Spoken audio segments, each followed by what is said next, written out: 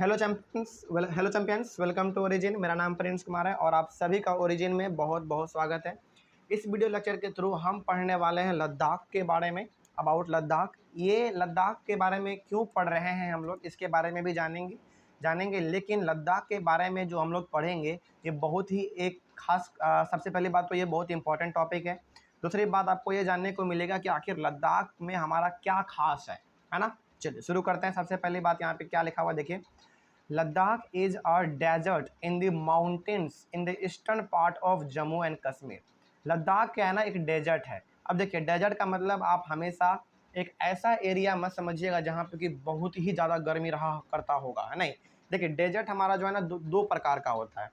Desert हमारा दो प्रकार का होता है, एक होता है हमारा हॉट डेजर्ट और एक होता है हमारा कोल्ड डेजर्ट।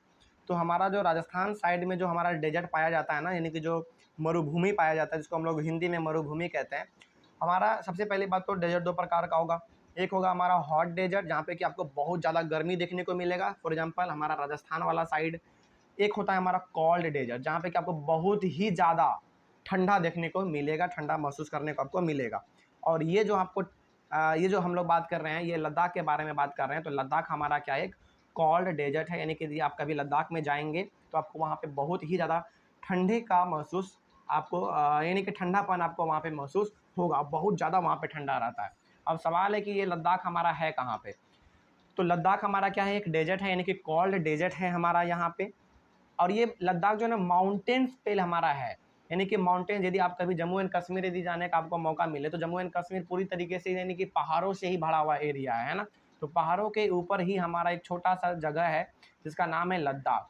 और ये लद्दाख जो है हमारा जम्मू एंड कश्मीर के ईस्टर्न पार्ट में पड़ता है। जैसे हमारा इंडिया का यदि ईस्टर्न पार्ट देखें तो हमारा बंगाल हो गया, है ना, असम हो गया, ये सारा का सारा हमारा इंडिया के ईस्ट साइड में आता है। लेकिन यदि आप जम्मू एंड कश्मीर के ईस्ट साइड में जाएंगे, जम्मू एंड कश्मीर के इस साइड में जाएंगे तो ईस्ट साइड में ही हमारा लद्दाख वहाँ पे पड़ता है।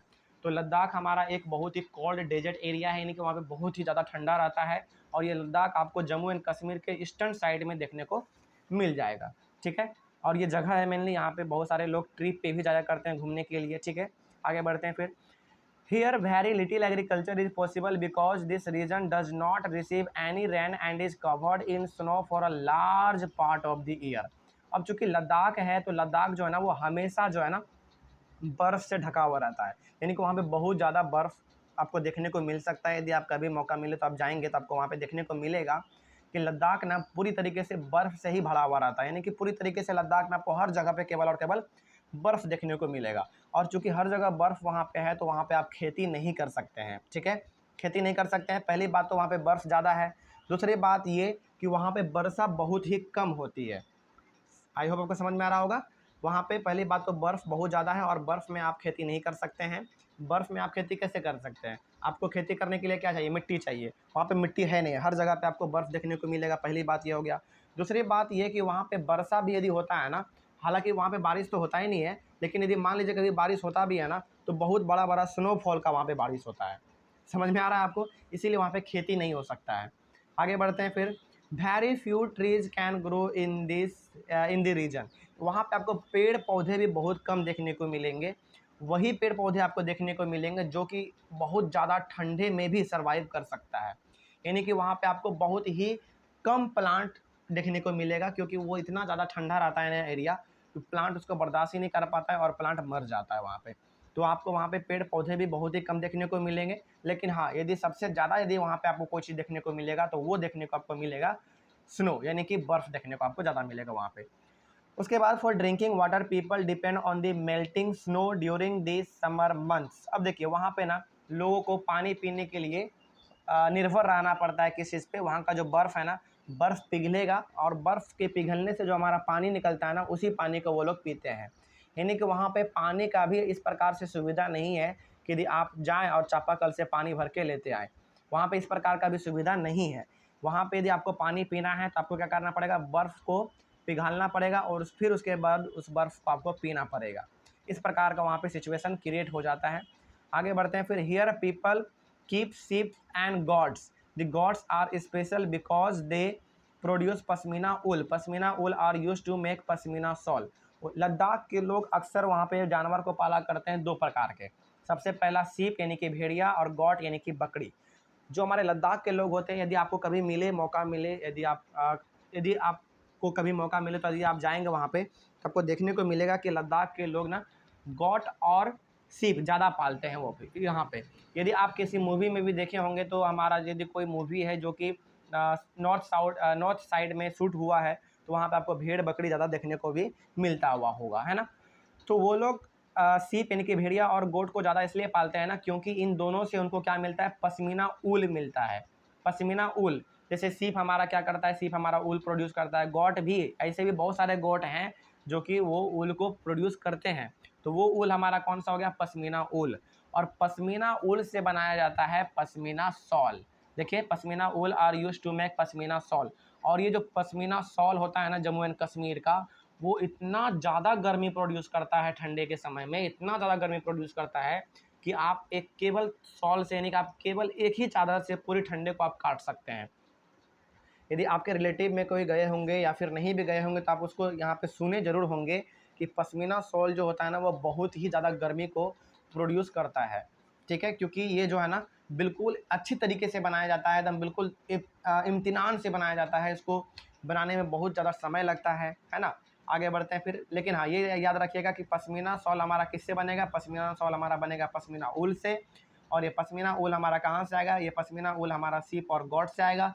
और सीप और गोट को लोग पालेंगे कहाँ पे, हालांकि अलग अलग जगह पे पाला जाता है, लेकिन इसका सबसे ज़्यादा जो नंबर आपको देखने को मिलेगा वो देखने को मिलेगा लद्दाख में, ठीक है।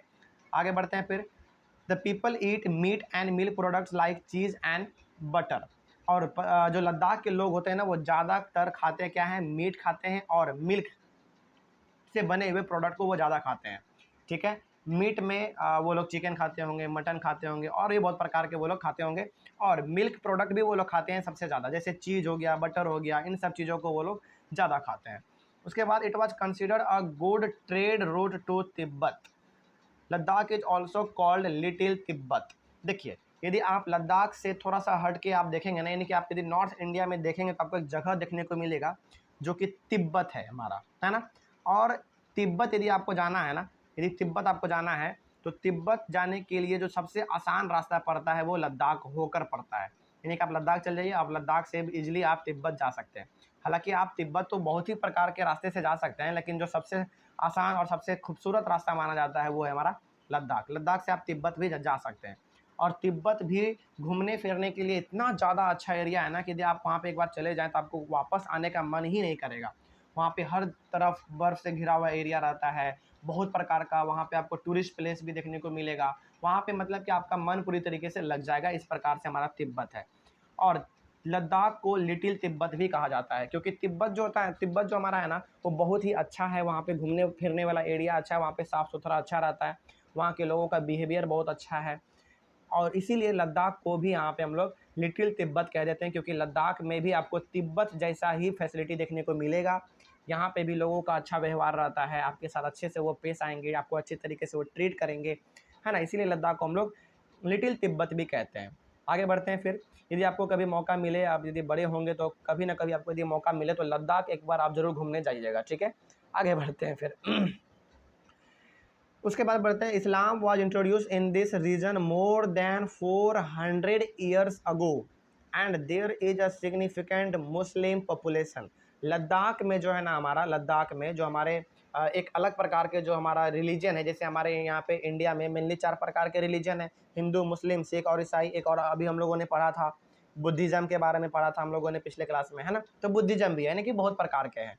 लेकिन लद्दाख के बारे में ये कहा जाता है कि यहाँ पे जो इस्लाम आया, यानी कि यहाँ पे जो मुस्लिम हमारे जो भाई लोग हैं इंडिया के, जो हमारे मुस्लिम रिलीजन है, वहाँ पे लद्दाख में ये लोग पहली बार आए थे तो वो आए थे 400 साल पहले।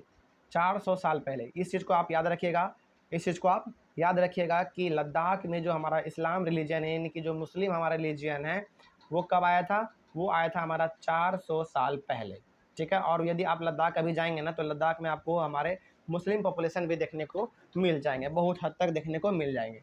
आगे बढ़ते हैं फिर, local version of the Tibetan national epic the Kesar saga are performed and sung by both Muslims and Buddhist. मतलब कि यदि आप कभी लद्दाख आपको जाने को मिले मौका, तो लद्दाख का जो हमारा एरिया है, लद्दाख हो गया, तिब्बत हो गया, इन सभी के आसपास वाले एरिया में जो है ना, एक केसार सागार करके एक परफॉर्मेंस वहाँ पे किया जाता है ना। एक केसर सागा करके वहाँ पे एक आप कह सकते हैं कि वहाँ पे एक डांस परफॉर्मेंस इस प्रकार का भी कुछ होता होगा।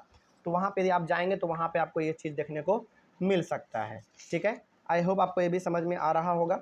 उसके बाद फिर यहाँ पे एक और चीज़ कहा गया है, हाँ, एक और चीज़ यहाँ पे कहा गया है कि are performed and sung by both Muslims and Buddhist. यानी कि आप यहाँ पे मोटा मोटी आप ये कह सकते हैं कि केसार सागा जो है ना हमारा, वो एक प्रकार का गाना हुआ करता होगा, एक प्रकार का वहाँ का कोई कल्चर हुआ करता होगा, जो कि वहाँ पे सभी जितने भी हमारे वहाँ पे बुद्धिस्ट लोग हुआ करते हैं या फिर मुस्लिम लोग हमारे वहाँ पे हुआ करते हैं, वो सभी आपस में मिलजुल के गाते हैं, है ना। तो अब आपको यहाँ पे समझ में आ गया होगा कि लद्दाख हमारा इंडिया में ख़ास क्यों है ना। क्योंकि लद्दाख में भी हमारा डाइवर्सिटी है, वहाँ पे भी अलग अलग प्रकार के लोग रहते हैं, अलग अलग प्रकार के कल्चर को वो लोग वहाँ पे फॉलो करते हैं। ठीक है, तो केसार सागा हमारा क्या है, इस चीज़ को आप याद रखिएगा। केसार सागा वहाँ का हमारा एक आप कह सकते हैं कि कल्चर है, जो कि बुद्धिस्ट के लोग और मुस्लिम लोग वहाँ पे मिलजुल के गाते हैं, उसको अच्छी तरीके से परफॉर्म करते हैं। आई होप आपको ये लद्दाख के बारे में समझ में आ गया होगा। नेक्स्ट टॉपिक में हम लोग पढ़ेंगे केरल के बारे में। ठीक है, thank you very much and have a nice day.